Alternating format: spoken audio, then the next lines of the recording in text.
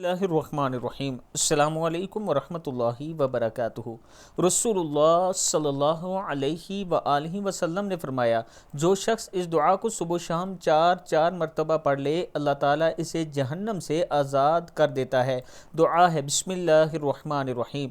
अल्लाहुम्मा इन्नी अस्बहतु उशहिदुका व उशहिदु हमलतहु अर्शिका व मलाइकतका व जमीआ खल्किका अन्नका अंतल्लाह ला इलाहा इल्ला अंता वहदका ला शरीका लका व अन्ना मुहम्मदन अब्दुका व रसूलुक।